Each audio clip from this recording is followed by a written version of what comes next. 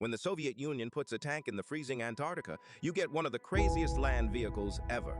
It can handle temperatures as low as 70 def, move through snowstorms, carry a lot of stuff, and still give passengers a comfortable place to stay. Unlike the earlier American attempt to take over Antarctica, the Russians had tanks that kept working well into this century. This is the story of the Russian Antarctica tank that succeeded where the Americans failed. The woman from Kharkov, the legendary Kharkovchanka, July 1st, started a big scientific adventure during the International Geophysical Year in 1948.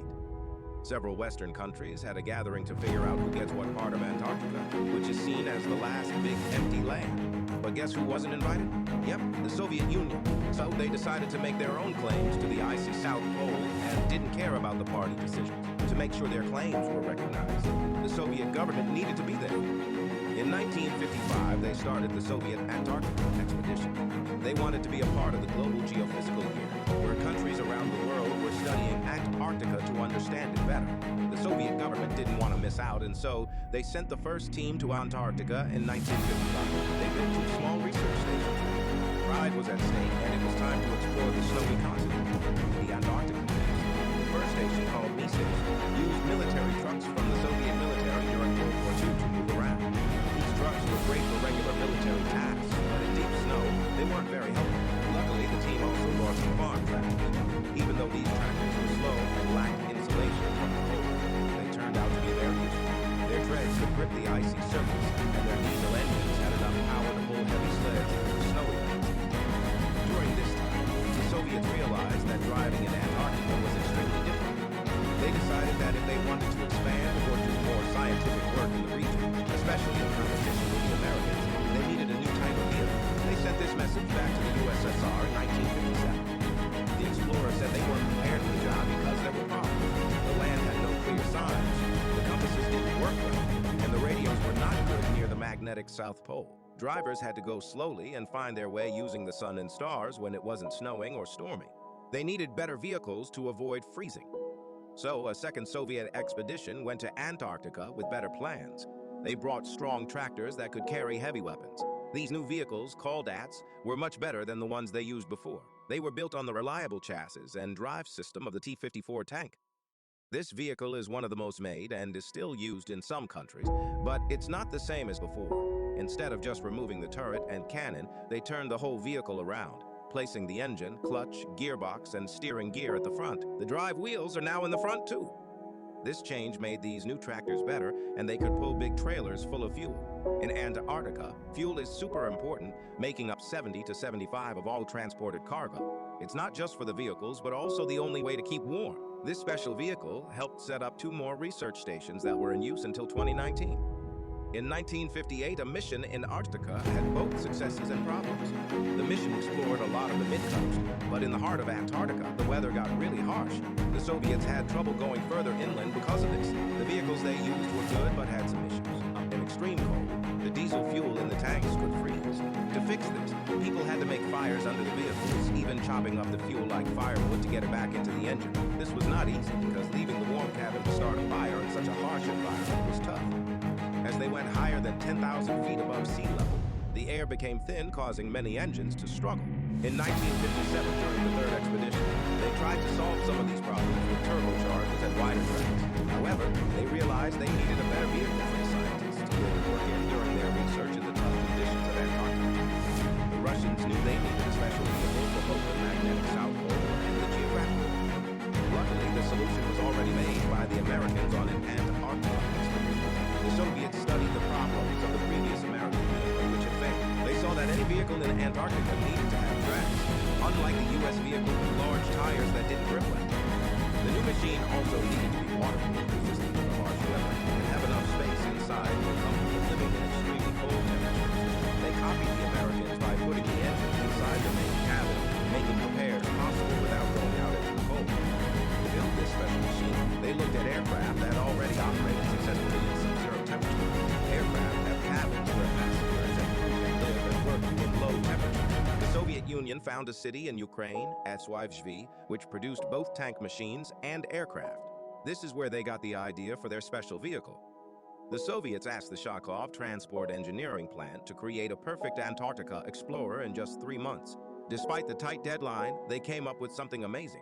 Introducing the Kharkovchanka, it's like a tank on tracks, but with many improvements. The most significant upgrade is a fully enclosed cabin that takes up the entire space of the vehicle.